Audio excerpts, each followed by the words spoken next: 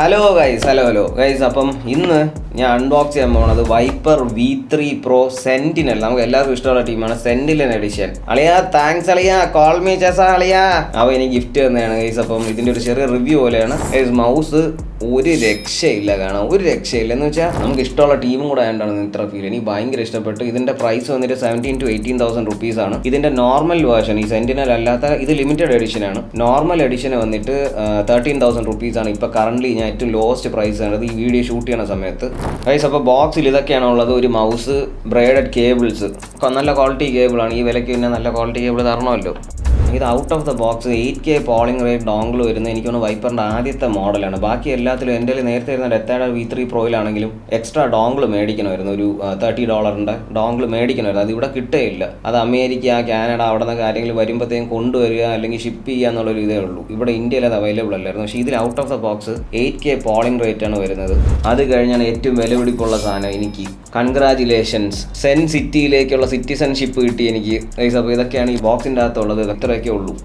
ഈ wiper V3 Proൻ്റെ design വരുമ്പോഴത്തേക്കും ഇത് കറക്റ്റായിട്ട് ഡിസൈൻ ചെയ്തേക്കുന്നത് ഒരു ക്ലോ ഗ്രിപ്പ് അല്ലെങ്കിൽ ഫിംഗർ ടിപ്പ് ഗ്രിപ്പിന് തന്നെയാണ്. ഞാൻ സീരിയസ് ആയിട്ട് കളിക്കുമ്പോൾ ക്ലോ ഗ്രിപ്പാണ്.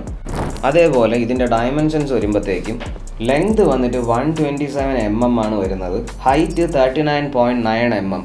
ഈ ഒരു ഹമ്പ് കുറച്ച് മില്ലിമീറ്റേഴ്സ് കൂടിയിട്ടുണ്ട് കഴിഞ്ഞ പ്രീവിയസ് വേർഷൻ വെച്ച് നോക്കുമ്പോഴത്തേക്കും. എക്സ്ട്രീം ലൈറ്റ് വെയിറ്റ് ആണ്, 54 ഗ്രാമാണ്. കഴിഞ്ഞോണത്തേനേക്കാളും എനിക്കൊന്ന് 5 ഗ്രാം കുറഞ്ഞിട്ടുണ്ട് മൗസിന്. വലിയൊരു മേജർ ഡിഫറൻസ് അല്ല, പക്ഷേ എന്നാലും ഡെഫിനറ്റ്ലി കയ്യിലെടുക്കുമ്പോഴത്തേക്കും ആ ഒരു വെയിറ്റ് കുറവ് നമുക്ക് മനസ്സിലാവും. 5 ഗ്രാം എന്ന് പറയുമ്പോൾ പോലെ തോന്നൂലെങ്കിലും കയ്യിലെടുക്കുമ്പോഴത്തേക്കും ഭയങ്കര ഡിഫറൻസ് തോന്നും.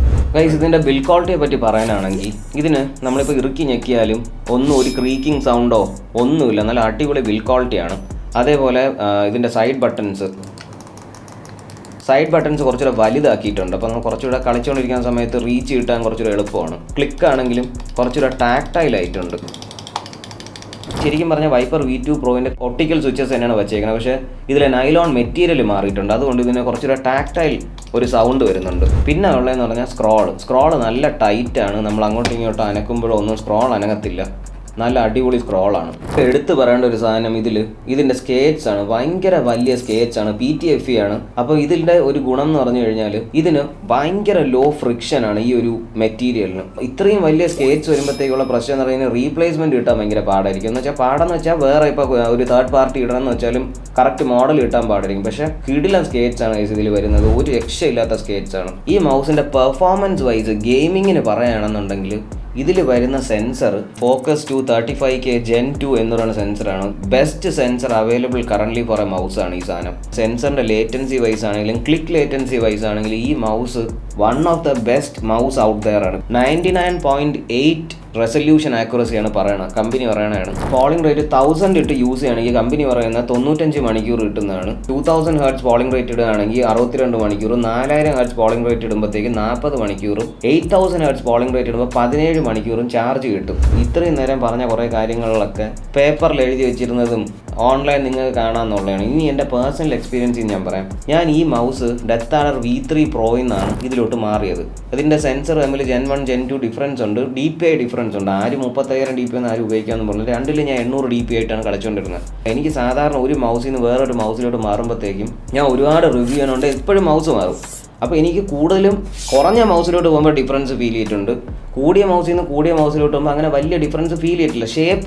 ഷേപ്പിലല്ലാതെ പിടിക്കുന്ന ഗ്രിപ്പ് ആ രീതിക്കല്ലാതെ ഡിഫറൻസ് ഫീൽ ചെയ്തിട്ട്. പക്ഷേ വൈപ്പർ V3 Proയിലോട്ട് വന്നപ്പോൾ എനിക്ക് നല്ലൊരു വ്യത്യാസം ഫീൽ ചെയ്യുന്നുണ്ട്. അത് സെൻസറിൻ്റെ തന്നെയാണ്. ഫാസ്റ്റ് മൂവിങ് ടാർഗറ്റ് അൺസൂം അടിക്കുകയാണെങ്കിലും, കിടിലൊരു ഓഫ് ഷോട്ട് ഫ്ലിക്ക് അടിക്കുകയാണെങ്കിലും, ഫ്ലിക്കിൽ എനിക്ക് ഭയങ്കര ആക്യുറസി കൂടിയതുപോലെ എനിക്ക് സ്വന്തമായിട്ട് തോന്നിയിട്ടുണ്ട്. എനിക്ക് അങ്ങനെ വലുതായിട്ട് അങ്ങനെ ഈ മൗസുകൾ മാറുമ്പോഴത്തേ എനിക്ക് അങ്ങനെ തോന്നിയിട്ടില്ല. പക്ഷേ എനിക്ക് ഇതിലങ്ങനെ ഒരു ഫീൽ കിട്ടിയിട്ടുണ്ട്. അപ്പോൾ ഡെഫിനറ്റ്ലി എന്തോ ഒരു ചേഞ്ച് ഉണ്ട്. ഈ മൗസിൻ്റെ റിവ്യൂ ഞാൻ ഇപ്പോൾ ഇടുന്നത് 5 മണിക്കൂറോ 10 മണിക്കൂറോ ഒന്നും ഉപയോഗിച്ചിട്ടില്ല. മിനിമം 100 മണിക്കൂർ പ്ലസ് ഞാൻ ഇത് യൂസ് ചെയ്തിട്ടുണ്ട്.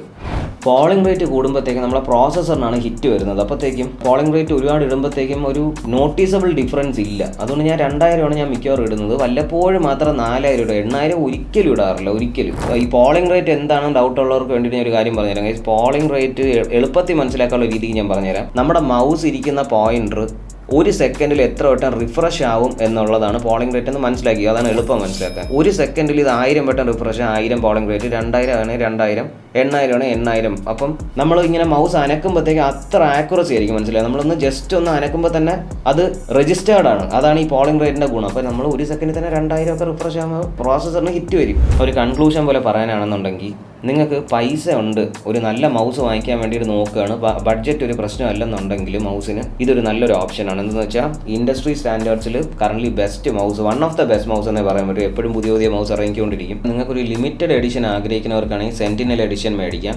അതല്ല നിങ്ങൾ പൈസ ലാഭിക്കാനാണെന്നുണ്ടെങ്കിൽ, അല്ലെങ്കിൽ ഈ മൗസിൻ്റെ പെർഫോമൻസ് മതി എന്നുണ്ടെന്നുണ്ട്, യുണീക്നെസ് വേണ്ടെന്നുണ്ടെങ്കിൽ നിങ്ങൾക്ക് ഡെഫിനറ്റ്ലി ഇതിൻ്റെ വൈപ്പർ V3 പ്രോൻ്റെ വൈറ്റും ബ്ലാക്കും ഉണ്ട്. 2 ഓപ്ഷൻസ് ഉണ്ട് മേടിക്കാം. അതിപ്പോൾ കറൻ്റ്ലി ഞാൻ ഈ വീഡിയോ ഇടുന്ന സമയത്ത് നോക്കിയപ്പോഴത്തേക്കും ഓരോ സൈഡിൽ ഓരോ പ്രൈസാണ്. പക്ഷേ ഏറ്റവും ലോവസ്റ്റ് ഉണ്ട് 13K ആണ്. ഞാൻ അതിൻ്റെ ലിങ്ക് എന്തായാലും എൻ്റെ ഡിസ്ക്രിപ്ഷനിൽ ഇട്ടേക്കാം. നിങ്ങൾക്ക് ചാനലിനെ സപ്പോർട്ട് ചെയ്യണമെന്നുണ്ടെങ്കിൽ അതിൽ ക്ലിക്ക് ചെയ്ത് മേടിച്ച് കഴിഞ്ഞാൽ എനിക്കൊരു വളരെ ചെറിയൊരു അഫിലിയേറ്റ് ലിങ്കാണ്, ചെറിയൊരു മാർജിൻ കിട്ടും, അത്രേ ഉള്ളൂ. അപ്പോൾ thank you guys, love you all.